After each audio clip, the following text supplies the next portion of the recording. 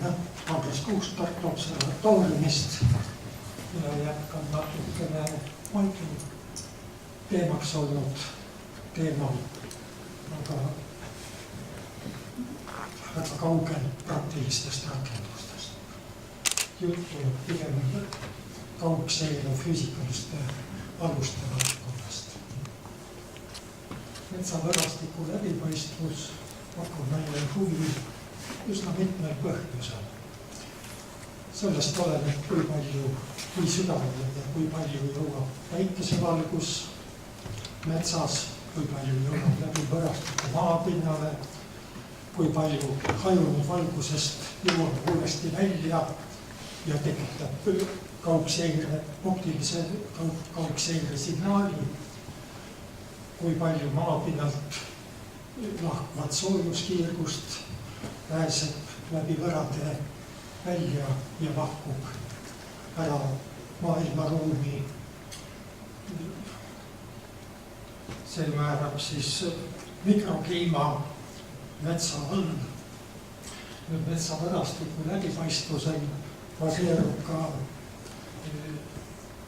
metsa fütomassi hinnang, produktsiooni hinnang, nii et põhjusi uurida metsavõrastiku läbipaistvust on hulga. Ja kui esimeses ettekandes Joel näitas meile laboris, et 10 radiomeetri mõõtmistulemused mahuvad 2% sisse, siis Mait juba näitas natuke teistsuguseid numbreid. Mina pean kahjuks näitama veel hoopis teistsuguseid numbreid. Metsad on väga erinevad.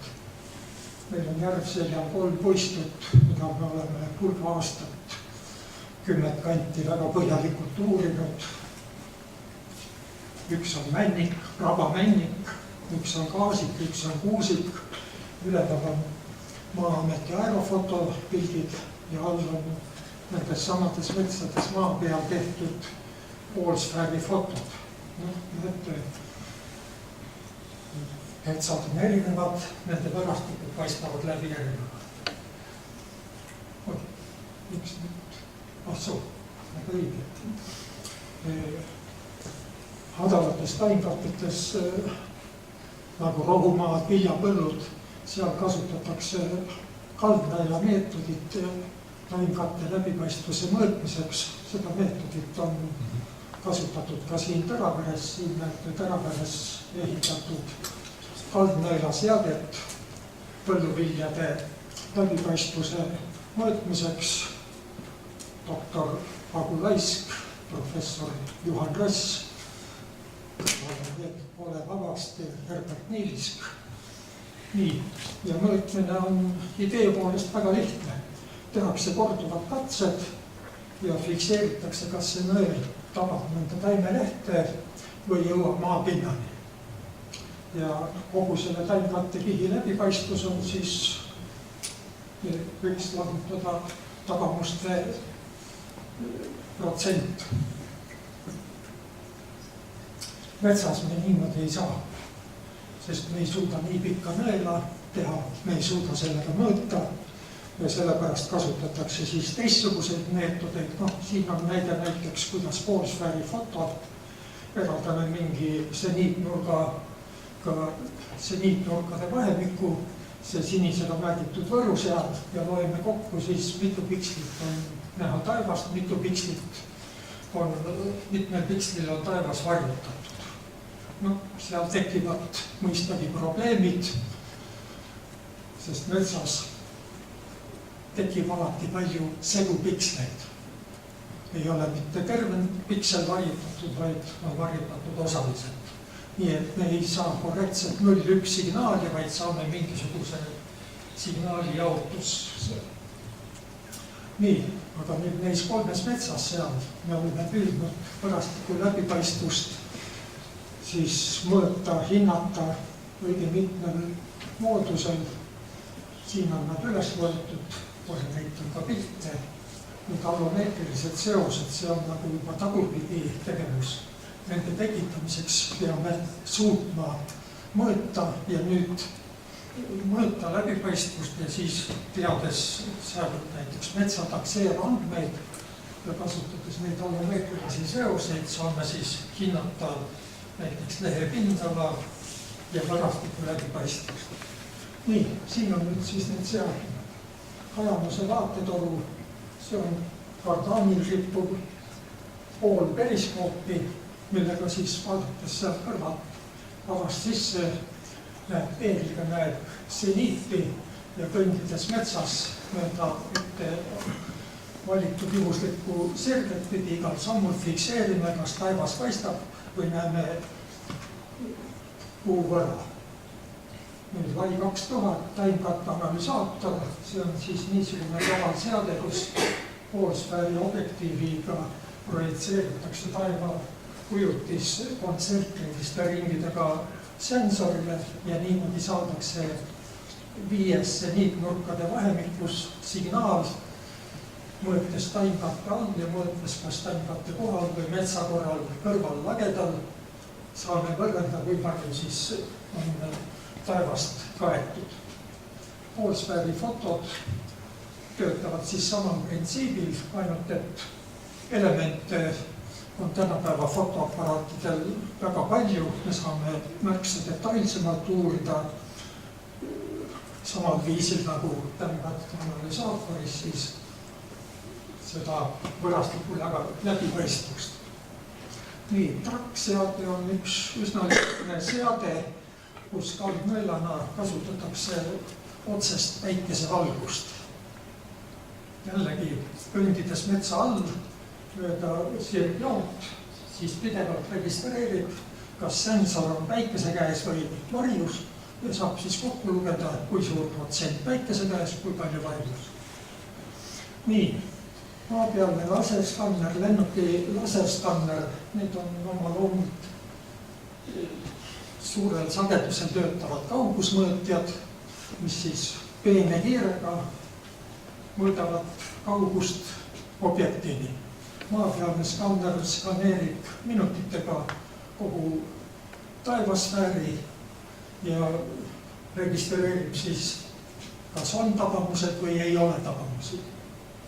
Lennukiskannerist on siin täna juba mitu korda juttu olnud, see vaatab ülevalt alla, mingisugust lennukrassiga risti skaneerides mõõdab ühte riba ja niimoodi saab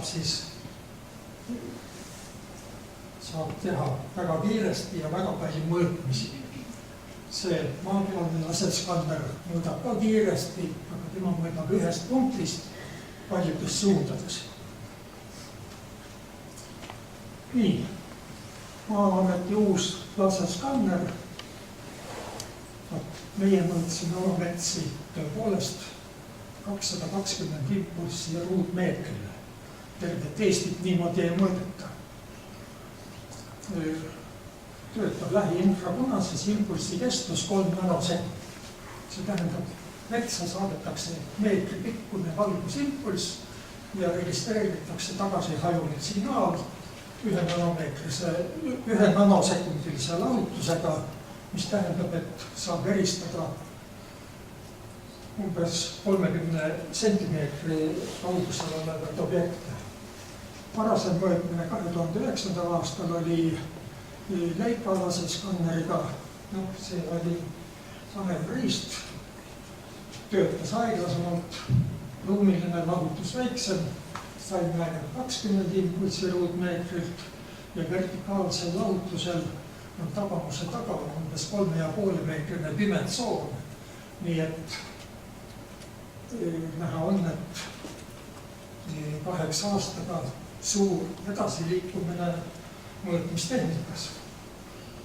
Nii, laserskanneritega mõõtsime Järvseljal 2009. aastal oma neid 3 puistut, on märgitud kollaste ristidega. Need on 100 × 100 meetrit puistud, ühekõtterilised.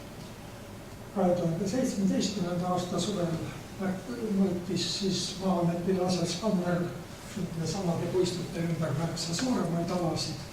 Nii et meil on andmeid ka märksa rohkemate puistute kohta. Nii, kui on laineprofiile laserskanner, siis selle välja saadetud impulss annab mingisuguse pideva signaali, millest siis mingisuguse algoritmiga eristatakse diskreetsed tabamused. Ja need Maa-ameti laseskannerid meie metsi on võetud diskreetsete tabamuste režiimis. Siin näiteks on näide, kuidas ühest peegeldunud signaalist on saadud 4 tabamust. Siin selle näitel on vist veelgi rohkem. Meie mõõtmisandmetes 2017.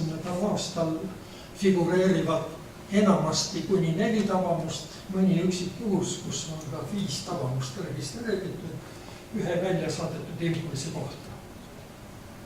Nii, see punktipilven pilt näeb välja täitsa metsa moodi.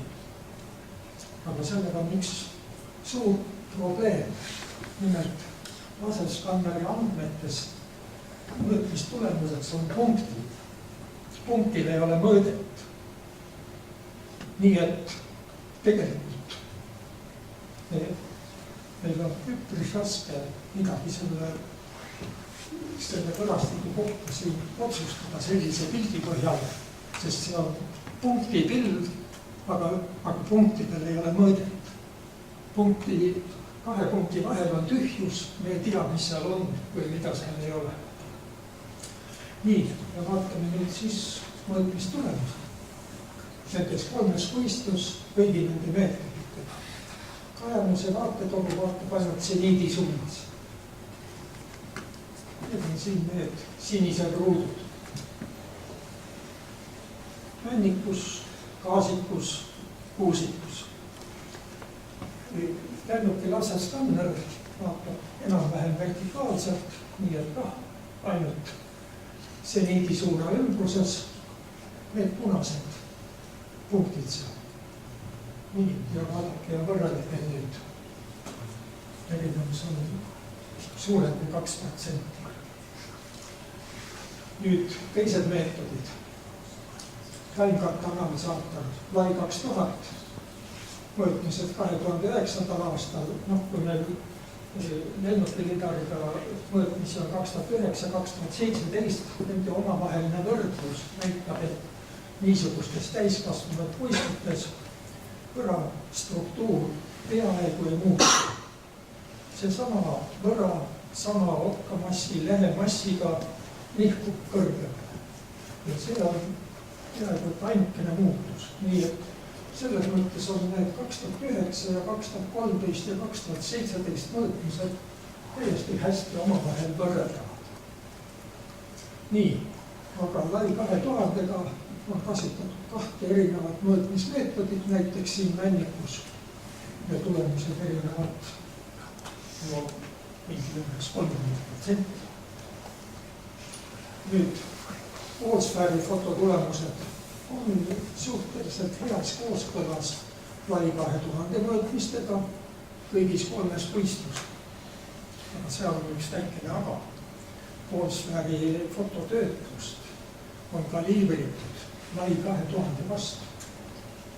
Seda Lai 2000 kasutatakse nagu etalonriista ja tulemus paistab välja. Nad peavadki enam-vähem sama näitama. Aga maapealne laserskanner, millega saab ka mõõta kõigis suundades selle sama metsale võrastiku läbipaistvust. Nüüd, kui siin seniidi lähedal on meil tegemist ainult 9 mõõtmispunktiga, see tähendab, et juhuslikkus on suur, hajuvus suur. Siin ärme väga imesta, kui tulemused lähevad lahku. Aga näiteks 30-40 kraadi all on see asimutaalne keskmistumine on juba niivõrd suur, et mõõtmistulemus võiks ja peaks olema usaldusväärne. Aga me näeme siin vahekordsid erinevus. Ja nüüd olenevalt sellest, millise seadmega, mis metoodikaga me mõõdame selle metsa läbipaistvuse, kui me nüüd selle põhjal sellest läbipaistvusest arvutame, hindame lehemassi, produktsiooni, siis kuivõrd seal seosed ei ole lineaarsed, me saame rohkem kui kahekordsed erinevused produktsiooni hinnangus. Nii, aga nüüd ikkagi tagasi selle lennuki uue lennuki laserskanneri, mis lubab analüüsida umbes 30 sentimeetrise vertikaalse lahutusega metsavõrastiku struktuuri. See tähendab, et me võime näiteks selle võrastiku jagada 30 sentimeetristeks kihtideks ja on kindel, et seal kihis ei ole vastastikust varjutamist. Me saame ilusti iga selle diferentsiaalse kihi läbipaistvuse ära mõõta selle laserskanneri tohutu suure 200 punkti ruutmeetril pilvest ja niimoodi, kui me oletame, et need kihid on sõltumatud, siis võime arvutada kogu võrastiku läbipaistvuse kui lihtne läbipaistvuste korrutis ja saame niimoodi terve võra läbipaistvuse hinnangu. Teiselt poolt teoreetiline mudel seob omavahel kihi läbipaistvust, ühte niisugust geomeetria funktsiooni, mis arvestab seda, et näete, kui leht on serviti ees, siis ta peaaegu ei varjuta, kui ta on risti ees, siis ta varjutab väga palju rohkem, sama suur leht. Geomeetria funktsioon arvestab seda, siis see suur L seal, see on siis lehe pindala indeks. Mitu ruutmeetrit lehti on ruutmeetri maakonna kohal. Nii, ja siis siin on veel üks niisugune grupeerumise parameeter. Kui see parameetri väärtus on 1, siis on struktuur juhuslik. Kui ta on väiksem ühest, siis on elemendid rühmitatud ja varjutavad 11 rohkem kui juhusliku paigutuse korral. Ja kui see parameeter on suurem ühest, siis on regulaarne paigutus, nii et lehed on paigutatud nii, et nad katavad pinda ruumi ühtlasemalt ja varjutavad rohkem. Nii, ja võt, kui me teistpidi saame sellest samast laserskanneri andmetest leida kogu kihi läbipaistvuse lihtsa loendamisega, me teame, mitu impulssi saadeti ja mitu jõudis maapinnani, siis me saame leida kogu selle kihi läbipaistvuse nüüd siit sellest valemist. Ja nende kahel viisil leitud läbipaistvuse hinnang annab meile informatsiooni selle elementide grupeerumisparameetri kohta. Kui nüüd vaadata veel siin seda valemit, see seob omavahel 3 metsas väga raskesti mõõdetavat suurust, mis meil on teada kõik väga suure määramatusega või isegi 4. Meil ei ole ühtegi korrektset meetodit mõõta metsast lehepindala indeksit, fütomassi võtta. Ei ole korrektset meetodit, nagu nägime, mõõta läbipaistvus, kus viga võib olla 100% ja rohkemgi. Ei ole mingit korrektset meetodit hinnata seda elementide grupeerumist. Ja võt nüüd see kõrge lahutusega laserskanneri andmestik pakub meile ühe uue võimaluse hinnata seda praktiliselt mitte mõõdetavat metsastruktuuri parameetrit. Nii, ja nüüd oli meil suur hulk metsi võtta ja siin on siis hinnatud seda grupeerumistegurit ja vaadatud teda funktsiooniga puistu kõrgusest. Ja me näeme üpriski tugevat lineaarset seost. Puistu kõrgus on siin võetud sellest omast lidarmõõtmiste andmetest, selle vertikaalse profiili järgi, tagamaste vertikaalsest profiilist ja grupeerumistegur siis arvutatud, nii nagu seal eelmine valem näitas. Nii, ja teine graafik on, kus on siis võrrade pikkus ja grupeerumistegur. Jällegi lineaarne korrelatsioon, mitte küll nii tugev kui sellel graafikul, aga siiski täiesti arvestatav ja olemas olev.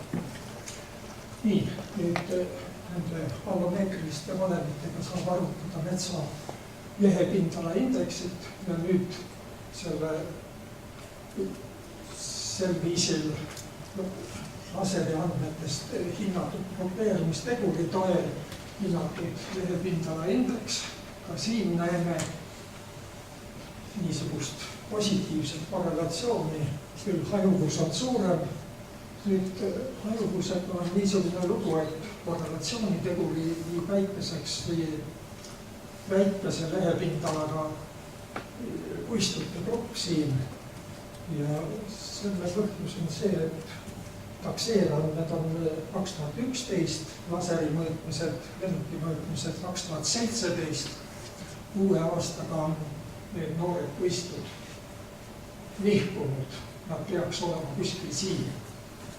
Nii et kui nüüd siin kõiki punkte arvestades korrelatsioone arvutada, siis siin tuleb ta üsna väikene, aga jättes selle rühma siin või selle rühma siin arvestamata, siis läheb pilt ka tublisti ilusamaks. Nii, ja kokkuvõte ei ole mitte väga roosiline. Võrastiku läbipaistvuse mõõtmine on hädemata raske ülesanne ja ei ole ühtegi meetodit ega moodust meile teada, mille kohta me võiksime öelda, et see on see üks ja õige ja seda tuleb kasutada. Nii, aga nüüd lennuki laserskannerite kiire areng pakub meile tõesti uusi võimalusi metsade struktuuri uurimiseks ja need võimalused on hea meel näha, et nad käienevad ja arenevad üpris kiiresti. Nii, andmed ei ole täpselt mitte kõik meie oma kogutud, enam Maa-ametit, kes andis igari mõõtmise andmed. Uurimust on rahastanud Teadusagentuur Keskkonnatehnoloogia programmi Keskkonna. Aitäh!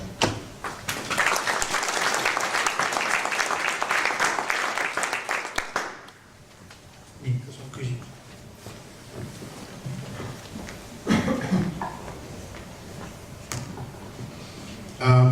Ma läheks tagasi selle slaidi juurde, kus olid võrreldud need eri mõõtmismeetodid. Küsimus, et miks te selle LAI 2000-ga kalibreerisite, see on minu kogemuse järgi üsna ebamäärase mõõtmisega asi. Huvitavam oleks näha nende kalasilma fotode mingisugune muu kalibreerimine ja võrdlus laseriga, sest ma usaldaks kalasilma fotosid ja laserid palju rohkem kui LAI 2000, mis võõdab ainult 5 ringi peal. LAI 2000 on rahvusvaheliselt aktsepteeritud standard ja etalon ja probleeme on tema, ma tean, neid on palju ja lausa paar aastat tagasi avaldasin sel teemal artikli, et LAI 2000 omab süstemaatilist mõõtmisviga. Aga siin on 2009 juba mõõtmised ja siis ei olnud seda teadmist veel. Ja tõepoolest neid poolsfääri fotode töötluse metoodikat on palju mitmesuguseid, aga ikkagi seal on omad probleemid, me ei tea, missugune on taevaheledus seal taga, kus me teda ainult vähe näeme, see on üpris töömahukas ja ligikaudne selle taastamine. Ja kui panna teine poolsfääri fotoaparaat samal ajal kuskile kõrvale mõõtma, enamasti tuleb mõõta kas siis pilvesilmaga, juba 100-meetrise vahemaaga on pilvesilmaga valgustatus ja taevaheledus ikkagi väga muutuv või siis hommikul vara hilja õhtul, kui päike on peaaegu horisondil, aga siis on ikkagi see ajaline süstemaatiline muutus kiire, nii et sellel poolsfääri fototöötlemisel on niisuguseid metoodilisi probleeme palju.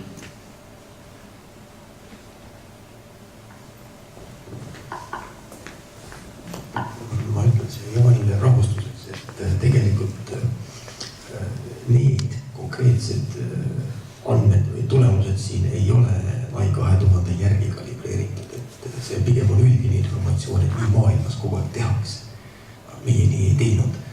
küll aga tähendab see metoodika, mida me kasutasime, oli sarnane lai 2000 mõõtmise metoodikatele. Me võtsime need kaamera sensori toorlugemed ja interpoolisime siis võrastikuaukudest taeva üle poolsfääri.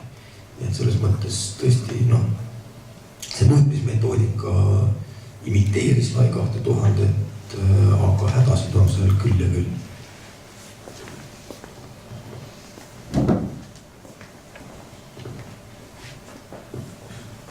Tundub, et on kõik ja võime minna siis päeva viimase ettekande juurde, kus siis